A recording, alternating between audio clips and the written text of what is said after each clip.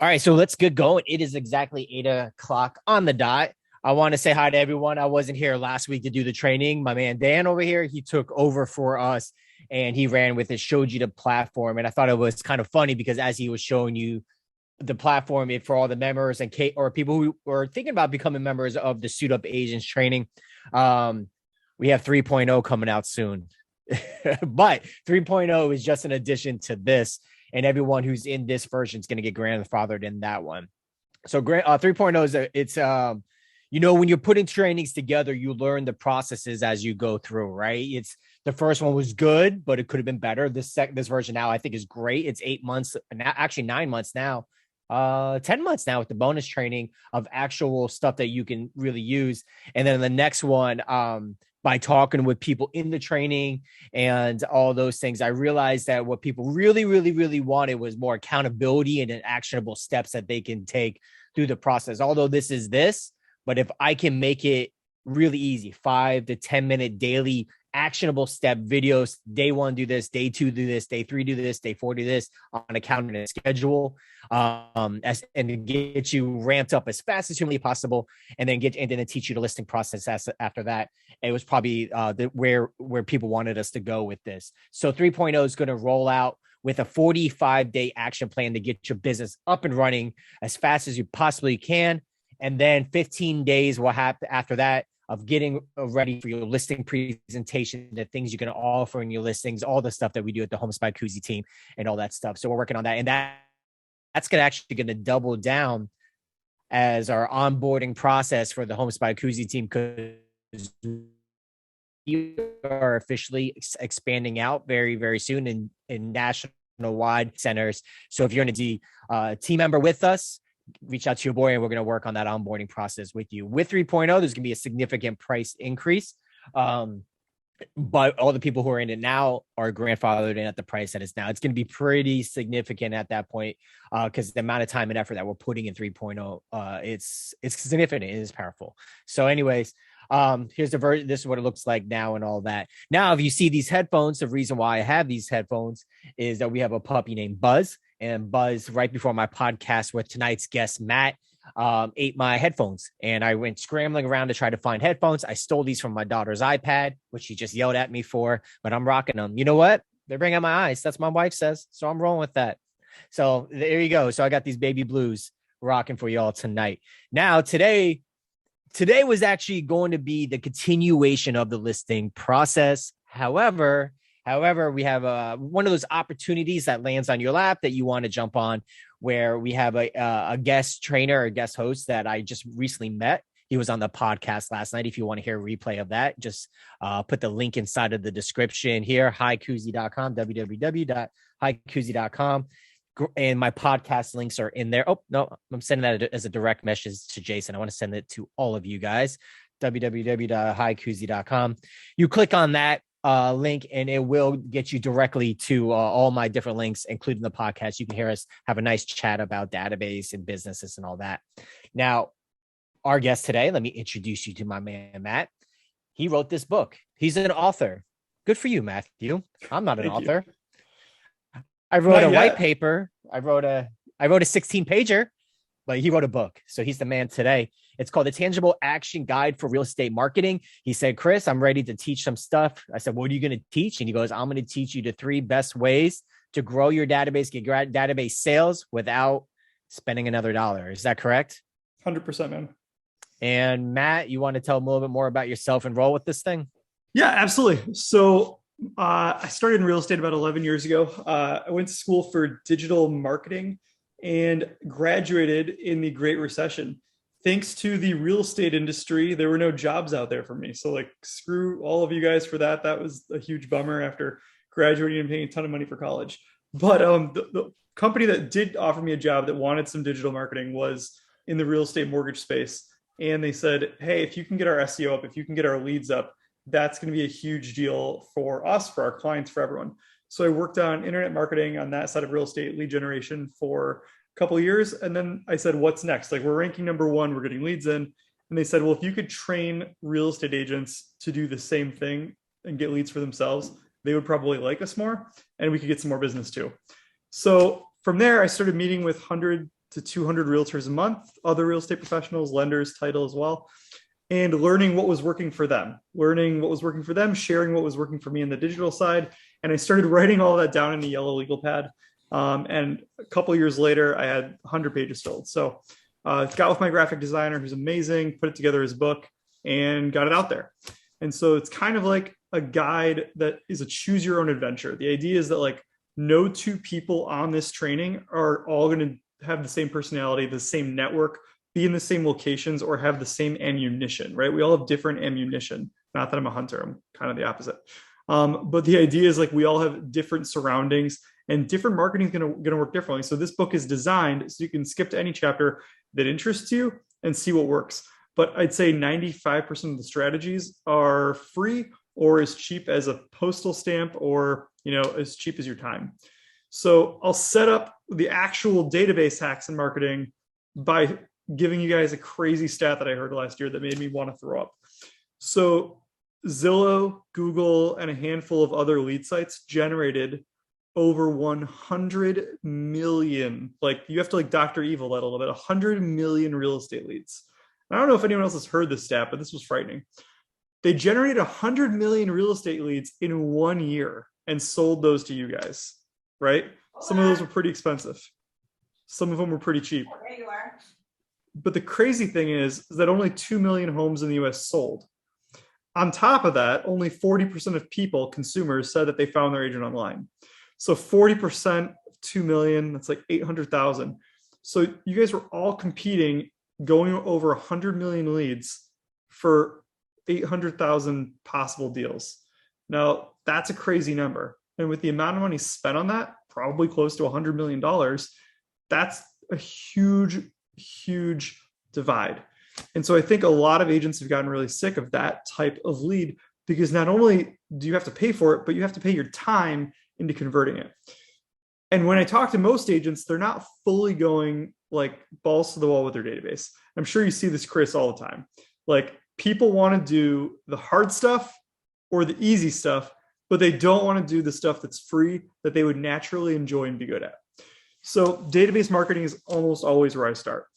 In fact, like if you're a broker, if there's any agents that work for you, I wouldn't let them do any other marketing until they have 100% tapped out every single strategy that Chris and these guys give you for database marketing that we're going to talk about tonight, etc. So to start, you can have your database anywhere you want to. Excel's great. Having a printout by your desk at all times, like I know Chris always has, that's also great. But in general, you want to put as much deep and colorful information into your database about every single client as possible. And the first point that I'll give you is don't underestimate some of the most powerful things you can put in that can really give you a chance to critically think and get some deeper referrals. And that first database hack, that's going to be adding job title and company for every single person and spouse in your database. Now, just having looked at hundreds of realtor and lender databases, 99% do not include job title and profession or in general job title and company. This is a huge missed opportunity because the people that they're with every day at work are the ones that you're most likely to get a referral from. Number two, I think it helps you have an idea of what you could say when you give those people a call, right? So the first day you got into real estate, your broker told you to make calls to people in your database, send messages to people in your database, start going door knocking to people in your neighborhood, but you never know what to say. If you know what they do for a living, you know where they work, you immediately have something you can talk about. But second of all, I think in real estate too often, we spend all of our effort hunting for one buyer or one seller. And it is a gigantic missed opportunity when we could be going after channel accounts instead.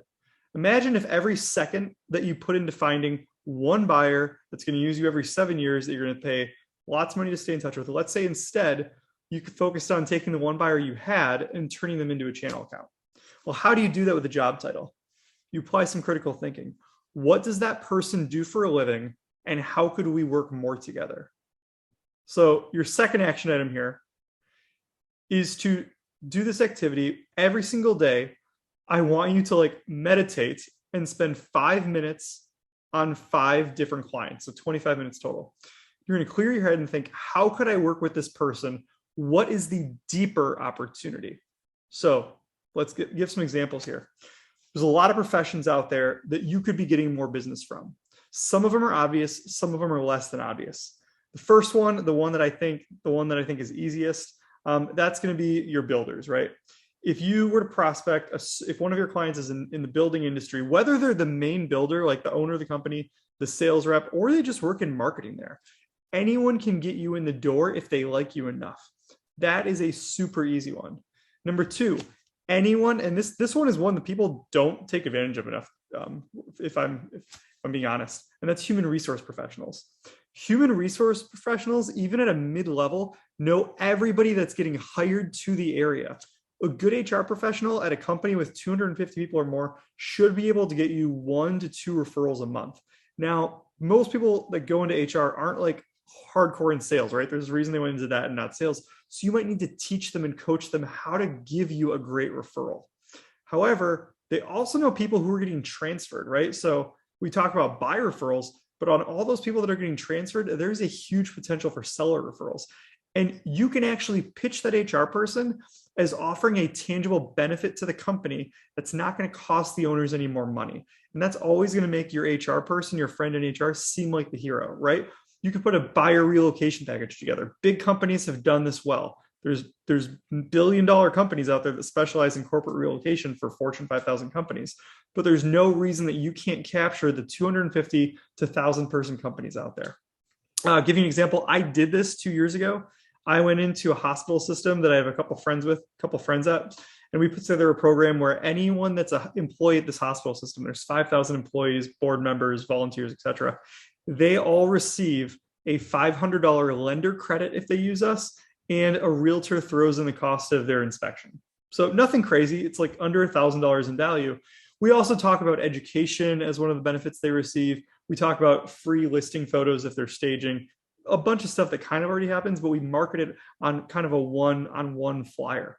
And then we got it to HR. They put it in everyone's paycheck, which actually they didn't even charge us for this. They stuffed it in all the paychecks for an entire month and added it as an email to their online newsletter for the people that have ePay. There were so many initial inquiries that we got. It was awesome. But more realistically, we closed about 6 deals in the first year off that. So like, I don't want to say we got thousands of deals off of a 4,000 person hospital system. We got 6, but 6 deals, 3% commission for the agent, 1.5% for the lender. It was a really good strategy. And that's just HR professionals. Financial advisors can be really good. Tax professionals can be absolutely fantastic. Divorce attorneys, oh my God. Divorce attorneys are an amazing source of business. Although it is awkward when I tell my wife that I'm going to meet with a divorce attorney. That's like the terrible joke I make every time I mention that. But in general, sometimes divorce attorneys can actually, the judge can decree that a couple has to sell their house. They can actually sometimes even choose the realtor or let the attorney or the judge sometimes can choose the agent. So that can be a really good one. These are just a couple. But I mean, if you do this critical thinking exercise that we talked about earlier, you can come up with one for almost anyone. Maybe you know someone that works at a jewelry store. They know people getting engaged. That's a little bit of a longer sell. Engaged, you might buy a house a couple months later, it might be a year later, depending on the age, but it's still a huge, huge opportunity. So step number 1 was job titles and professions. Step number 2 was a deeper critical thinking activity. The next one that I'm really going to give you guys for your database is tracking. Every other business out there tracks their data so much better than we do. And it makes no sense to me because we are in one of the highest commission industries on the planet. I'll throw this out to the group here. Does anyone know an industry that pays a higher commission than we do? Like on like the size of like the potential for earnings. Like I know people that make 10% selling clothes at the mall, but like, does anyone make a high percent off something more expensive than real estate? Like, I don't know, do private jet salesmen make a 40% commission or something?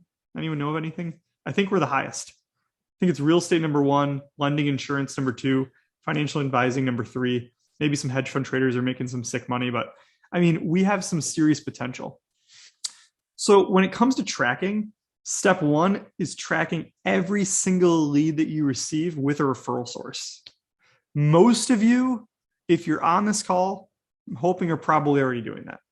Because you can't possibly invest in your business or invest in yourself and your time in an intelligent way if you don't know where every single deal that you received and every single deal that you closed came from.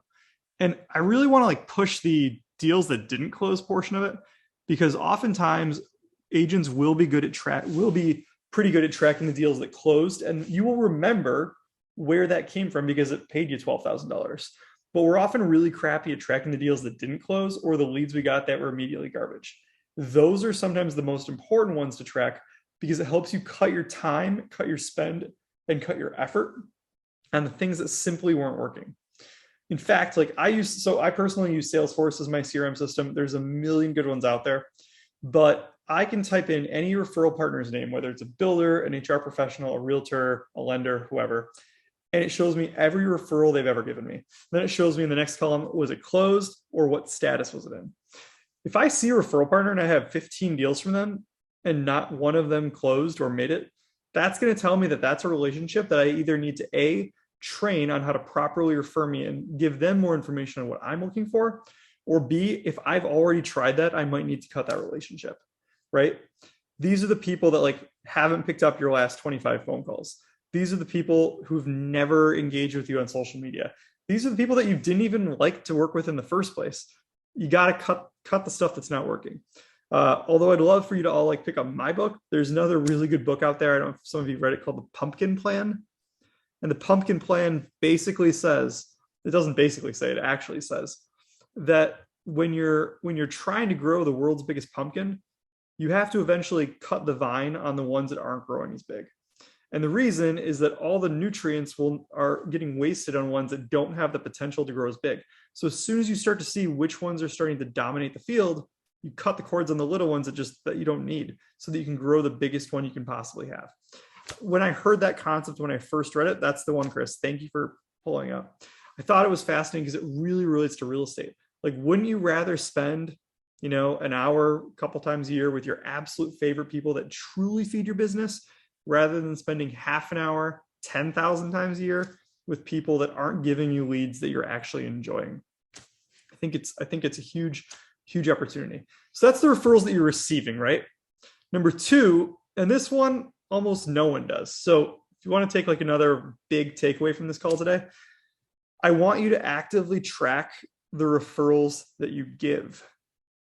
This is going to be one of the biggest pieces of opportunity for you to then ask for more referrals in the future, but to know who kind of owes you one. And it gives you an opportunity to reach out to call them that isn't about you. If I call you and say, hey, Dan, I just wanted to let you know, I know you built some websites. I know you have some really great internet marketing going on. I referred you this client, they're a local company in your town. I think this is their budget, and I think they'd be great for you. I told them that you were the best thing ever. If I call you and I say that, like, are you going to be like, thank you? Like, you're not going to be mad at me. You're not going to be like, why are you calling me? Why is this realtor calling me? It's going to be an immediate, like, I am helping you, and you are now happy to talk to me. And at some point in that phone call, you're either going to ask me one of two questions. You're going to ask me, how are you doing, Matt? Or what can I do for you, man? Like, I really appreciate that.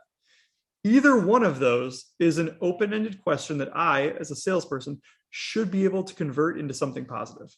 And maybe that person doesn't have a real estate referral to give you. Not everyone does.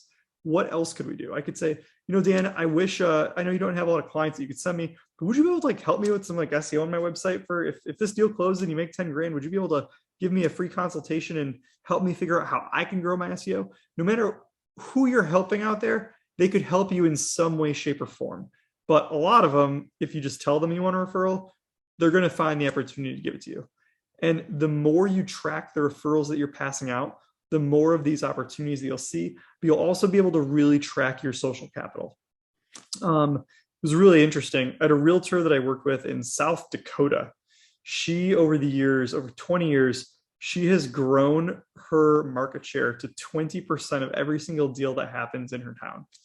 And part of the way she did that was by tracking every single referral she gave out and then adding ancillary businesses underneath her real estate umbrella that supported her main business. So all of a sudden, she realized she was referring out landscapers and stagers and all of these other things. So now what did she do? She started a mini staging company and offers free staging to all of her listing clients.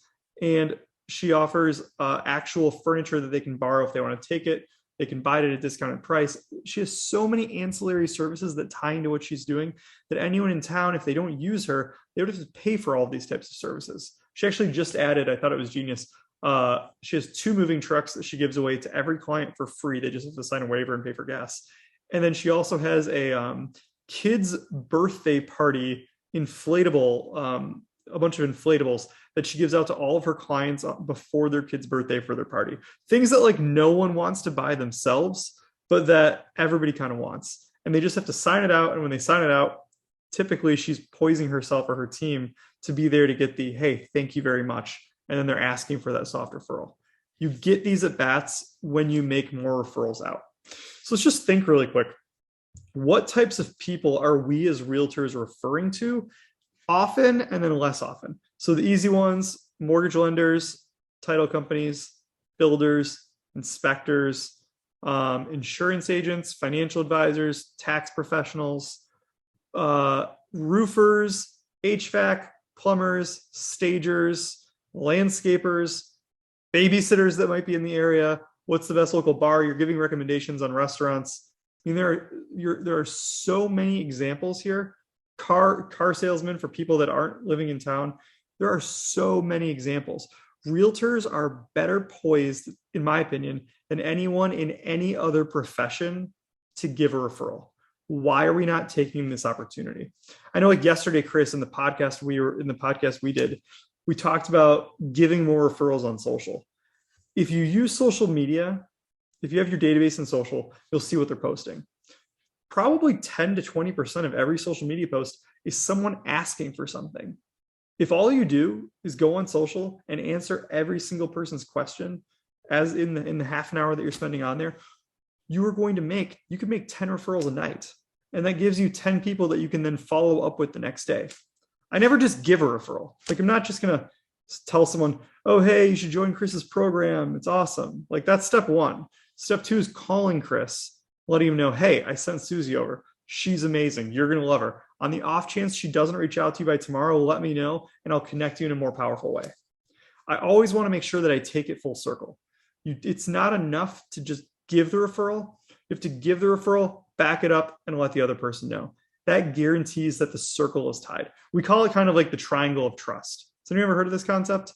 So the triangle of trust is when I refer you to someone, and as soon as they pick up the phone, they then tell them how excited they are to work with them and that they're in really good hands working with me in the first place. It kind of closes off that triangle. So you have the client at the top, then you have the 2 vendors at the bottom. When the first vendor reaffirms that the second vendor is amazing, that's the triangle of trust. It is an amazing sales technique because it really keeps the client bouncing back between you guys. And it doesn't necessarily matter who they call first in the future. You have a trusted partner on the other end. And that's why you can't just start tracking and giving these referrals right now and then stop it in 6 months. Got to keep it going forever. Hey, Dude, Matt, Chris real is quick. so on top. Like this is like awesome. I'm talking and stuff is just appearing on the screen. I wish my system was this good. I'm doing your PowerPoint as you're talking. Okay. Triangle of trust. I think you speak as fast as I do, which I love, but I missed that. What is triangle of trust one more time? And I can So you got the client at the top. And on the bottom 2 sides, you have the vendors on either side, the two referral partners. So this doesn't have to be vendors. It could be referral partners. But if you want to think of it in terms of like client, lender, realtor, you have the client at the top, the lender, the realtor at the bottom. Whoever makes that referral doesn't matter. The lender to the realtor to the lender. The minute the second vendor gets called, they immediately have to like reassure the client that the first vendor is the best person ever. You work with them all the time. The last deal that you had closed in 10 days, it was the best transaction ever. Their client, your past client, only got the deal because the realtor did such a great job in negotiating. You're reselling. Both of you basically resell every other week to just build that client's confidence. Because the problem is, if you don't reaffirm how great the other person is, the first sign of strain in the transaction, someone will leave. And what will likely happen is you will both lose the deal. And we've all seen this happen, right? You refer the client to a lender that sucks. The minute anything happens, whether or not it's the lender's fault, the client's going to blame you. The client's going to blame the lender. It doesn't matter if they switch out the lender or the realtor, they're probably going to find 2 new people. It's not a great situation. This works in almost any industry, though. You can share this with people, whether it's the hostess to the waitress at a restaurant, whether it doesn't matter who it is. I mean, I sat down at a restaurant and the hostess was like, hey, I'm going to put you at table 35 over here. Janie is the best waitress we have. She's actually hilarious. You guys are going to love her. And then I get to the table and the waitress is reaffirming something else about the restaurant, whether that be the kitchen, the bar, the hostess again. It's such a powerful technique in psychology that it really works in any sales-based industry. Well, it's called pre-framing, not to steal your show, but please, I actually hadn't heard that term before. Walk me through that. Pre-framing is let's say I'm going on stage to do a presentation and I go up there, I'm like, I'm the best, I'm the greatest. So this whole crowd are like, no, you're not.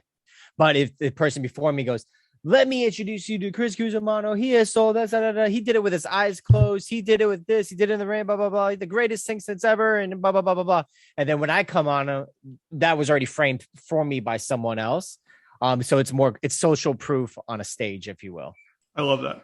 It's I see Tony Robbins doing that. I see a lot of these really amazing stage presences doing such a good job of pre-framing. Glad I learned something new tonight. Do you have any questions so far? I could jump into another topic, rapid fire, but I want to see if any of this, has anyone used any of these before? What industries have you been able to give really great referrals to? What industries have you gotten great referrals from that aren't necessarily on this list? I'd love to build the job title list a little bit deeper with you guys, so it's not just me telling you what's worked for me. I can chime in, but I have a habit of chiming in too much. Unless someone else has some. I see a couple unmuted people. I'll jump in. Yeah. It's worked for dog trainers for me. It's so funny that you say that, because this week we're a huge dog office. So if you want to Google the most dog-friendly mortgage company on the planet, it's Treadstone Mortgage. We have literally every pet in our office, every dog and cat on our website. We feature them more than our loan officers because they're more interesting. And this week, one of our pets got injured, unfortunately, and we got a referral from the veterinary agency because my coworker was so nice to the people coming in. So I love that you mentioned dogs also. How did that work? How have you gotten multiple referrals from the dog walkers, dog trainers? Well, I mean, first when he came to my house and we're up front, I have had people literally stop their car and ask for his business because he's right there. And they asked my feedback. I happily chimed in for it. I have a big 105-pound German Shepherd. So and he's beautiful, right? So everybody pays attention to him. So he's gotten business that way.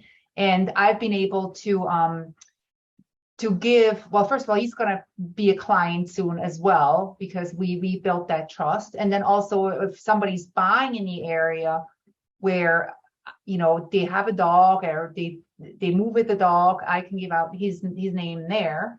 And then he's so connected with so many people at the vet office, where he has a spot, and the new clients that come to him, he always knows people are moving, people are selling. So he just reports back to me what's going on with his clientele.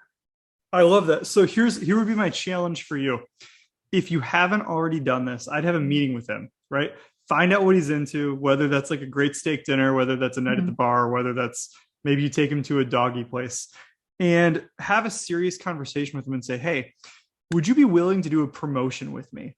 And that promotion is he sends out an email, or you print out a flyer that you give him that he gives to all of his clients that says, get free dog walking or dog grooming or dog whatever for a month. Ask me how. And if they ask him how, it's, oh yeah, if you buy real estate in the next 12 months with my partner realtor, she is a huge advocate for the dog community. I give you free dog walking for a month, and she actually donates $500 to the animal related charity of your choice. I have one realtor that does that. She donates $500 to anyone's favorite dog charity that's in Michigan. Anytime one of her clients with a pet refers her out. And she probably gets a good 10 deals a year out of it. Again, not revolutionary, but if that's just one spoke or one tool in your work belt, you can do really well with it. And you could do a version of the same thing with anything, right? So for you, it's a dog person. For someone else, it might be the Little League coach giving them referrals. It could be you donate money back to the Little League team. Who knows what that is? A donation is never against the law. You obviously don't want to pay for referrals. Awesome. Thank you. No problem. All right. So you touch on a couple. Go ahead. Sorry. Go ahead. No, you're more important. I'm not more important, but I will say something for a minute since you gave me the mic. So you said something important in the beginning of this that I reiterated in the training. Basically, the whole idea of the way that we do business here in our team and how we teach and coach others is that you only work with people that you want to work with, right? However, a lot of individuals have a problem when they're new to an area or new to a location, and they're just like, I don't know anybody that I know that I want to work with. What do I do? And one of the trainings that we teach them is growing your own and building your own business to business network. Before COVID, I did it, and it was amazing. We're getting that back up. But basically, what I love here is that I never really put the professions of people already in my database and reach out to them. I always branched out further. And I think it's probably smart to reach out to the current database that you have, spend a whole week just adding their professions, making a list of everyone who can be a part of a networking group and grow your business, a business networking group with people already in your database. If you have one, if you don't, then go out and make one and then add them to your database. So either take it from the database, build a networking group, or make a networking group and add them to your database. All these like little epiphanies just from hearing other people and their experiences are powerful. And I don't know, thought I wanted to share that idea. Well, part of it too is like, you have to think about like, if you're new to the area, like we talked at the very beginning, like not every strategy works for every person. If you're new to the area, it's a totally different ballgame. If I was new to the area, I would want to think about who are the 10 professions that know the most people that can get me the most connected with the area the fastest. First one is going to be probably like a hairdresser. So think about it. Like of every industry, like a hairdresser is seeing 8 to 10 people a day. They are coming into contact with 80, 90, it depends if you do men's or women's haircuts, I guess. Like that long hair takes longer to do apparently, but 80 to 100 people per week, right? If you're super in with them and tight, they're getting at least, I guarantee you, 3 to 4 people per week that are talking about moving, because all people talk about when they're getting their hair done, they're complaining about their spouses, they're talking about moving, or they're talking about their kids. Like that's about it, I think. So to be really in with people that are getting at bats with that many people is going to be huge for you. Think about what other professions are very, very talkative and very connected. You have local politicians, you have coaches. Coaches are amazing. Teachers are amazing. Police officers are amazing. If you get in with one police officer, you typically get deals from all their buddies in the next 5 years. Think about the professions that really have that longevity. And then the second one, the biggest opportunity for new agents, and this one I get flack for saying sometimes, but it works for everyone that I think does it. If you're a new agent or know a new agent, one of their first strategies should be kissing ass to every other realtor in their brokerage and in their association. And the reason I say that, and let's start with like old realtors. Every old realtor like takes crazy long vacations. They don't want to work with buyers that are getting annoying. They wash their hands of clients that are too hard so easily. If you're a new realtor and you just talk to other realtors, you can pick up deals because they don't want them. It is absolutely insane to me. I live in Michigan and it is awful here during the winter. Like I'm in Florida, I'm in Arizona, I'm in all these other places. So new realtors in Michigan, I tell them like every October, you need to have a lunch meeting a day with another old realtor that's successful from your office, because half of them are spending the winter in Florida and they need someone to cover their business for them here. Eventually that becomes your business. Like once you work with that client once, it's likely in your database unless you have a contract with them that says otherwise. It's a huge, huge, huge opportunity. What other professions have you guys seen? I know Jason was about to say something. So I don't necessarily do professions. I ride a motorcycle. So on Tuesdays and Wednesdays, there are different groups that do morning breakfast rides, and I'll go on those and been pretty successful. I've gotten quite a few referrals from that. So like Chris was saying, of people that are of my interest, people I want to hang around with, that's kind of helped me out. And then also referring people to auto mechanics has sent me a lot of business. Referring people to auto mechanics. Can you walk me through that a little bit more? Yeah, like basically the guy that does my oil change, he sent me three referrals just because of somebody will ask, I mean, it's just a grease monkey, but I talk about him, how amazing he is, and that he's in the middle of town and I'm way up in the northwest side of town. But he's one of those that's an actual mechanic that's not going to just screw you over because they can, or you don't really know what you're talking about on a car. So I trust him, and I've sent quite a few business, and he sent me like 3 different referrals.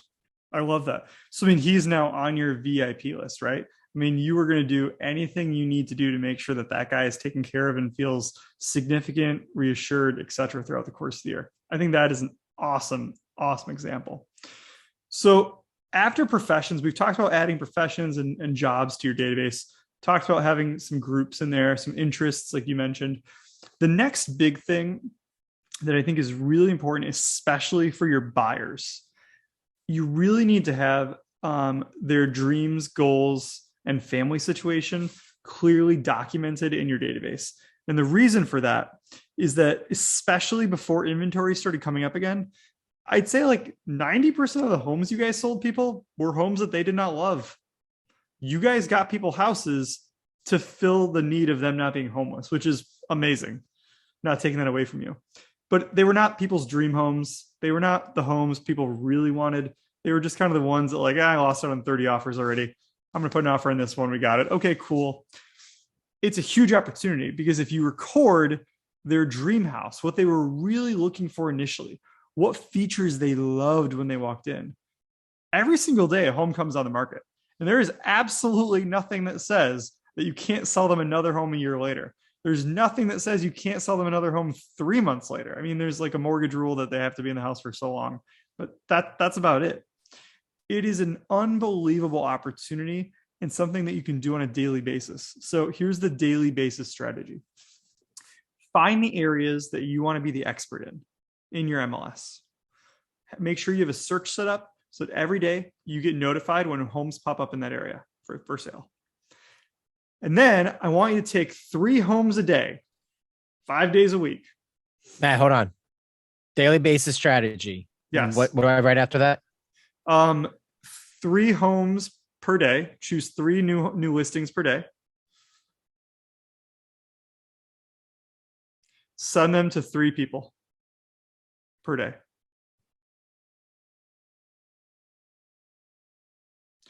So the idea here, guys, is when I was looking for a home with Chris, I told him, hey, I really want to be in a modern home that's walking distance to some bars and restaurants.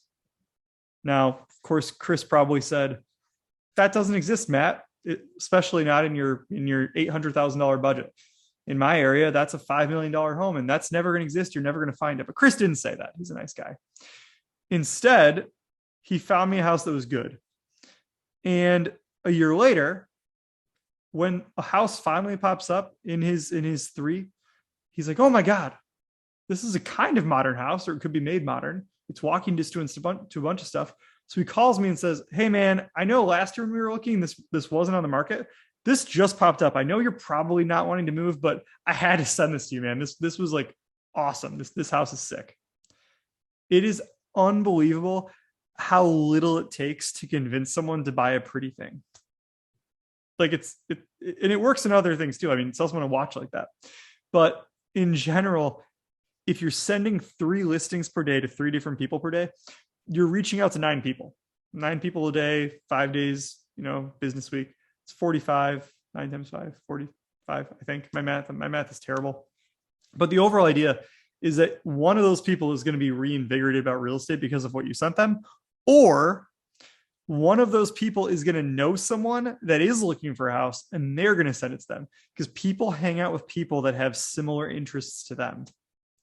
I don't know if anyone's ever done a strategy like this, but for me, it works partly because it's just smart and because you're helping people find what they want. It just might be a little bit off from when they initially thought they wanted it. But number 2, you're putting in tangible action. Like you are doing something repeatable that if it works the first time, you can do the second time, the third time, the fourth time. It is what I call an evergreen strategy. It works in any market. It works better when the prices are going down. It works better when inventory is going up, but you can do this anytime, which is what I love about it. Any questions on that strategy? So yeah, if you have, how often would you be sending that one client? Say, like you were just talking about Chris, and you say, oh man, I have this amazing house for you. I want to send this to you. Do you wait a month, 2 months before you send them another one, or how often are you sending them? That's a great question. I really think ideal? The devil's in the details there. I think the big thing is how like what your verbiage is when you're sending it over. I wouldn't, like, if I sent him one today that I was like, dude, you gotta come check this out because it's really the house for you to move into. Everything doesn't need to be that. Like, I wouldn't do that 2 months in a row to Chris. But what I might do is 3 months after that, like, a month or two after that, I might say, hey, dude, I saw this. This actually popped up in your own neighborhood, and I had to send it to you because we paid $500 for your house, and this just listed for $600. Like, part of the reason for this can be to keep them informed of what's happening in the market or a market that they were interested in. So there's a couple different reasons you could do it. It doesn't just have to be to get them to move or get them to buy. Part of it's just letting them know that you are on top of XYZ area. I love this because I have my daily task list that's always here, as I always showed almost every time I'm on camera to prove that it's always there. I'm adding this in it. I would like to say, just like with our note cards that we talk about, our note card day, make sure that you in your CRM, you're obviously making a note of who you sent a thank you card and note card to, because then you're going to send them 7 note cards in a week because you will forget. Right. So, but also it doesn't have to be just past buyers. It could be, like, I was thinking, what about a buddy of mine who we used to party at a house? We went to a party at a house in high school. And I'm like, oh shit, you remember that party we went to a house? It looked just like this one. You know what I mean? It could be anything like that. Or like, oh dude, remember we used to drive past this house on our way to high school every day? Now it's on the market, right? So, or the house 2 doors down is on the market or whatever. I like this strategy because at the end of the day, we know the formula on how to get hired. Know, like, trust, remember. This is just a reason for them to remember you and correlate you with homes. I love it. It's going on my daily list. Yeah. Well, and I'm glad to hear that. The number one type of referral that we've gotten off this one is you send someone a house in their neighborhood and they're immediately like, oh my gosh, my mom, my sister, my whoever really wants to move close by. Would you mind, like, showing them this house? That is probably the number one thing that we see. 1 in 50 times the actual person will buy the house you send them. I would lie if I said I came up with this strategy because my realtor did this to me. She called me and said, dude, I have a house you absolutely have to see. It's a rental property. It's cheap. It's by the bar we went to last week. I know it would rent really well. I walked to the property with her after we went to the bar again because I made her have another drink with me. I bought the property within a minute. Wow, what was that? Like a chick injecting herself in the eyeball below my book? Let's buy that. Don't buy my book. Buy that thing. That's fantastic. My book's cheaper though. Buy my book instead. Dude, every time you type your thing up, this chick is always here doing something to her eyeball. And I just quickly click on it because I don't even want to know more. I'm good. $400 with your eyeball. I'm out. I don't know. Matt, Matt, I have a quick question for you regarding this tactic. How do you keep track of it? Is this something, and Chris, this is something you were doing too, I guess, because this is your tactic as well. Like, how do you keep track of this in your mind? Do you have it in your database somehow? Are you like, is there any kind of trigger you have to bring this up? Yeah. So I track the actual houses that I'm sending out in just an Excel spreadsheet so that I'm not like sending out the same ones. Now, if one day there's a place that's like ridiculously cool, or like that's in an area that I have a lot of customers in, like maybe my neighborhood, that one might go out to 10 people that day and I might only do one house. However, what I do is when I get to a property and I don't have an immediate idea in my head of who that needs to go to, then I work my way down the list alphabetically. Cool. So everyone in my database is getting touched with this at least once or twice a year. And sometimes I'll vary it up. And if I did it via text and they didn't respond the first time, I might do it via Facebook Messenger or Instagram Messenger the second time. I might do it via phone. I'll do it a million ways from Sunday, depending on how I know they communicate best with me.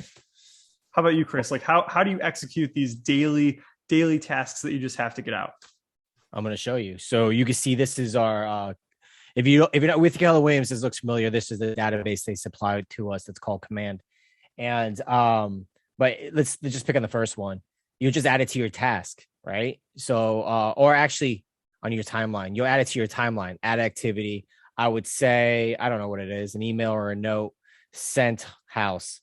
And then I'm like, sent 1, 2, 3, 4, Mickey Mouse or whatever, right? Email. And then I'll know next time I pull up Aaron's information, oh, I sent this house on this day. You see what I mean? So I don't do it again. I do that with the note cards and all that stuff. That way I don't I don't hit them too much with the same stuff right back to back. So yeah, put it in your database. Simple, right? So those were my 3 big tips to supercharge your database. We have a little bit of time left over. So if anyone has any questions, I'm happy to kind of chat about anything.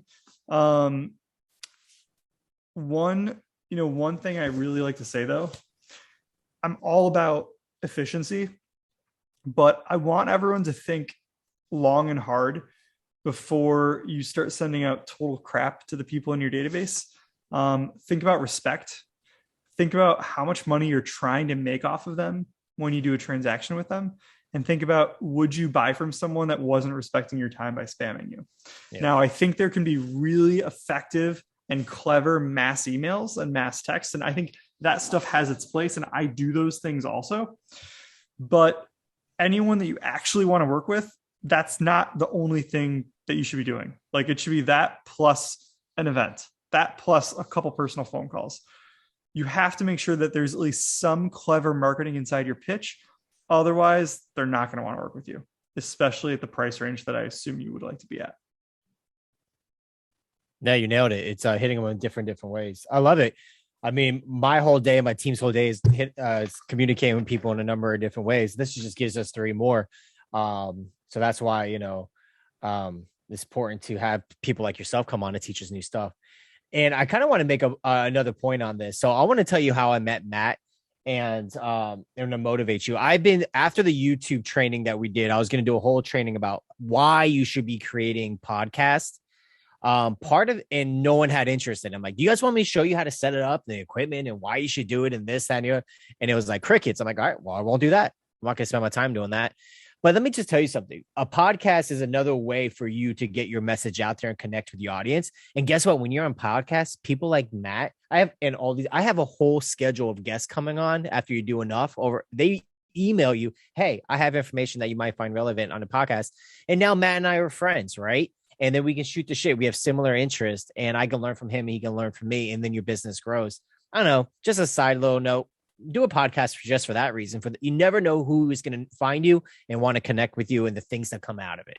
Anyway, just podcast hosts need content. I mean, think about the people that are in your city that might run a local podcast. Reach out to them and offer to do a market update. I mean, if you offered it to 10 people and one said yes, and you got in front of 500 people that were in your city, in your area, that would probably be a win. And then you could share that. It makes you more of an expert. Like, hey, now it's not like, hey, Susie's a realtor at her own little brokerage in town.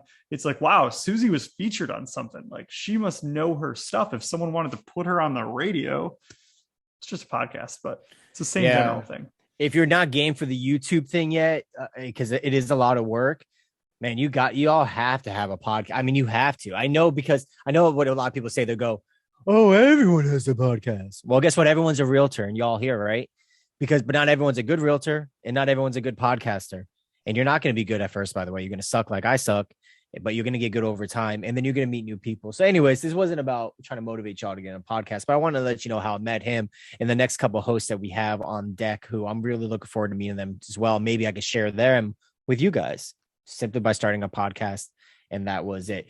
So just to remind you, Tangible Action Guide is the book right here. The link is in the chat. If you want to learn more stuff, I bought it. I can't wait for mine to show up. I'm going to read it.